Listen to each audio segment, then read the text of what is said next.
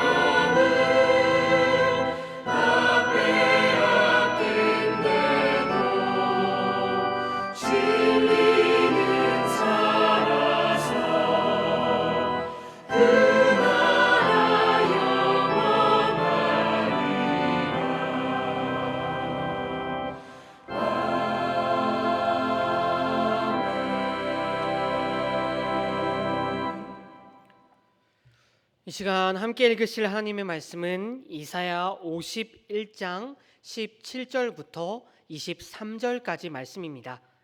이사야 51장 17절부터 23절까지 말씀, 이 시간 함께 읽도록 하겠습니다. 여호와의 손에서 그의 분노의 잔을 마신 예루살렘이여, 깰지어다 깰지어다 일어설지어다.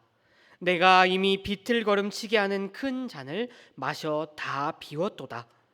내가 낳은 모든 아들 중에 너를 인도할 자가 없고, 내가 양육한 모든 아들 중에 그 손으로 너를 이끌 자도 없도다.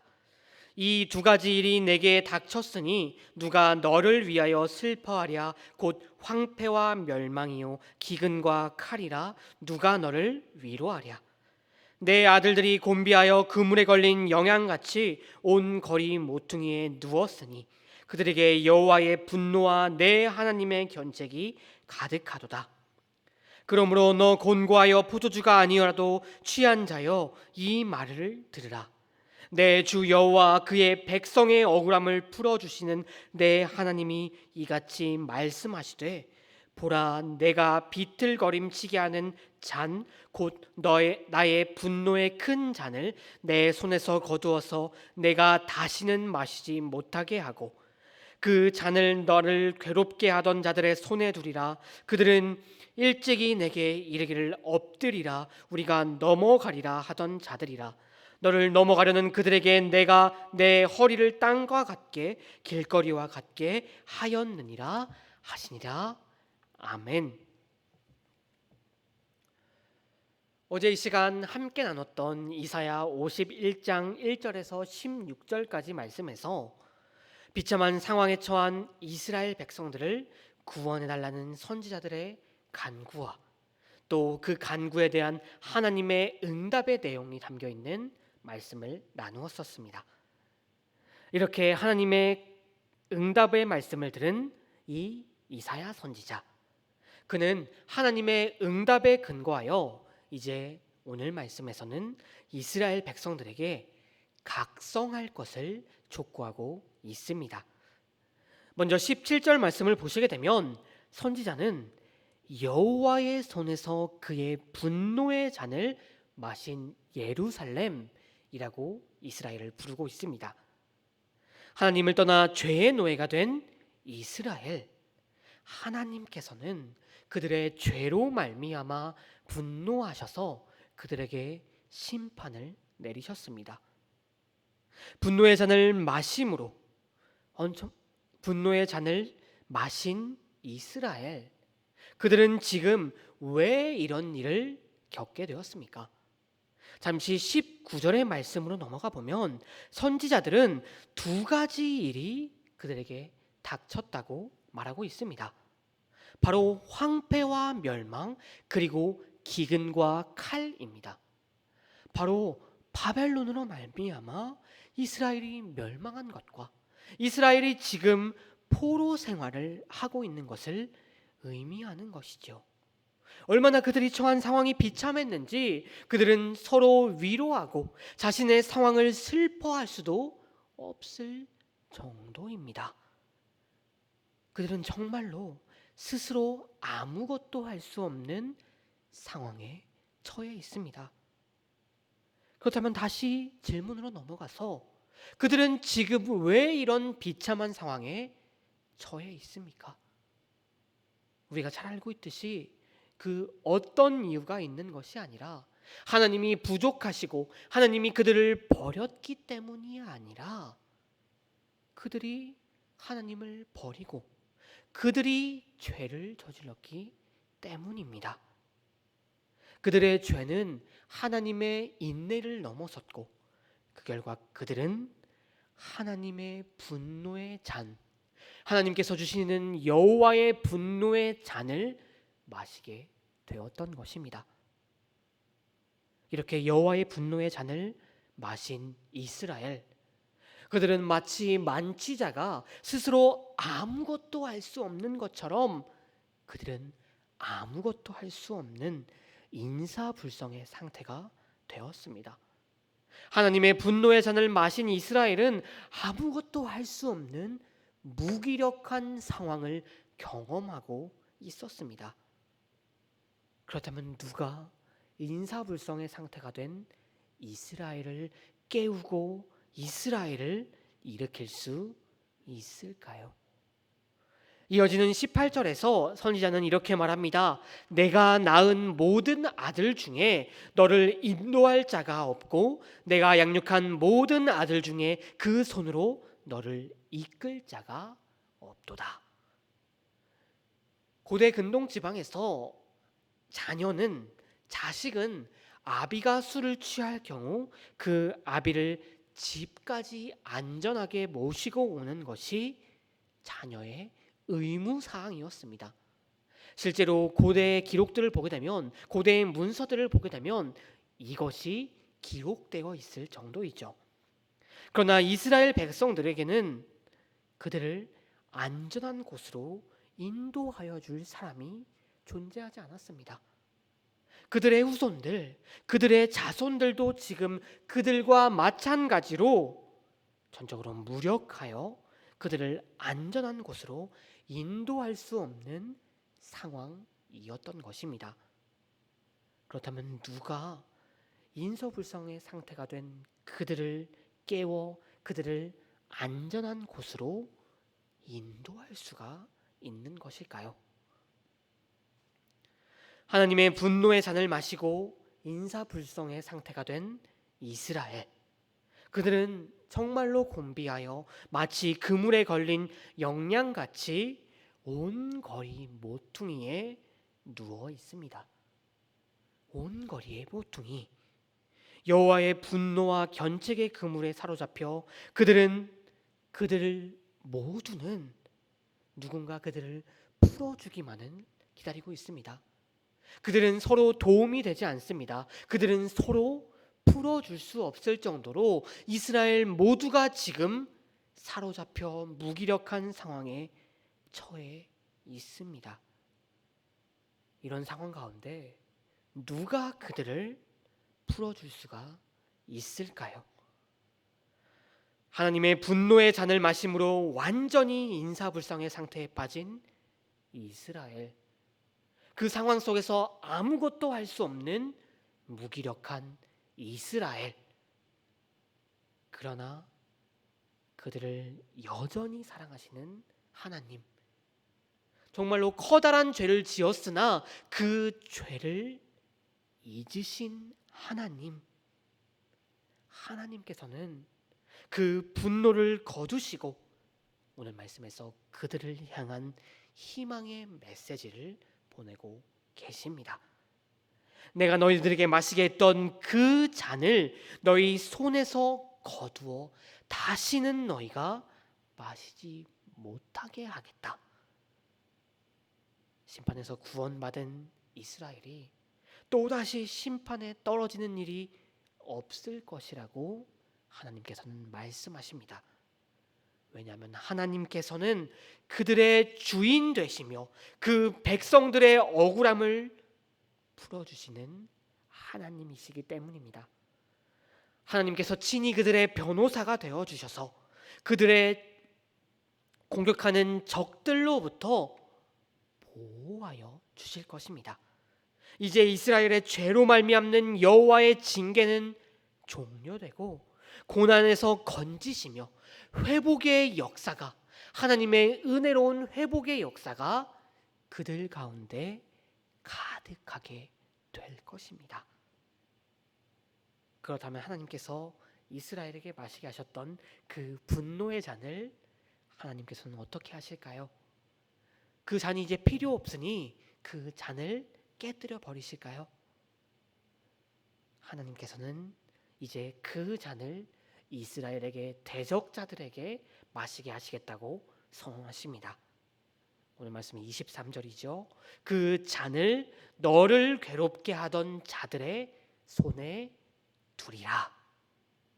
성도 여러분, 하나님께서는 이렇게 백성들의 대적자들, 백성들을 눈물 흘리게 했던 대적자들을 잊지 않으시고 우리를 대신하여 그들의 그들 대신하여 이스라엘의 아픔을 갚아주시는 분이심을 기억하십시오.